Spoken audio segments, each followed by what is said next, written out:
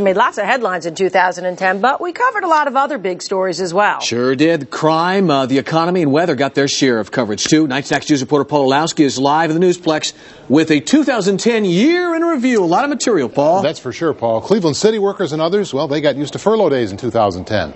Many are going to see them again in the new year. Many issues remain unresolved as we move ahead. A bartender murder in Mentor-on-the-Lake, the Huron Hospital trauma debate, and many, many more. What you're going to see is not a complete list, but it's a pretty good snapshot of the year past. 2010 was a topsy-turvy year that began New Year's Day with a father arrested for putting his young child in a clothes dryer. The most talked about story was about, what's his name? In this fall, I'm going to take my talents to South Beach. Enough said.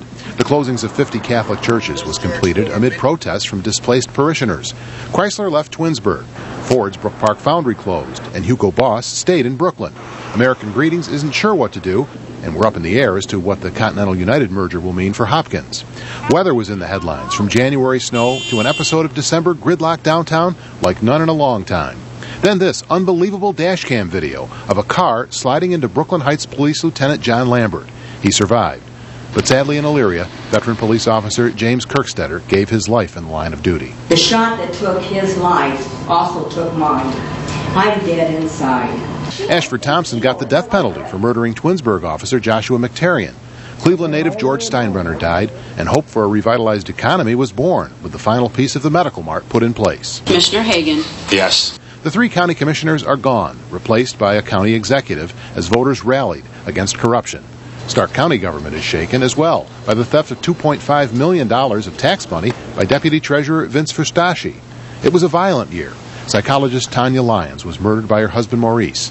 Heart-wrenching video showed her 4-year-old son chasing after the killer's car after he dumped the boy in a dangerous neighborhood. No matter what discipline is imposed, it will be controversial. A body was dumped on I-90, and 2 Cleveland police officers created a furor when they drove by it at 50 miles an hour and radioed in that it was a dead deer.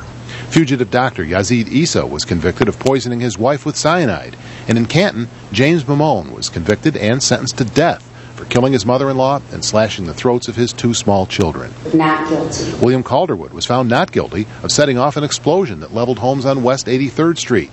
One of the most surprising developments was Dr. Eugene Sanders bailing out on the kids of Cleveland and his aggressive transformation plan. I feel that our district is in good shape in terms of the leadership team that's available to move our district forward.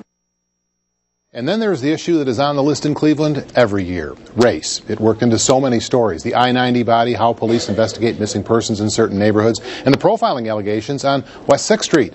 One of these years it's going to disappear. But will it be any year soon? Live in the Newsplex, Paul Orlousky, 19 Action News. You know, my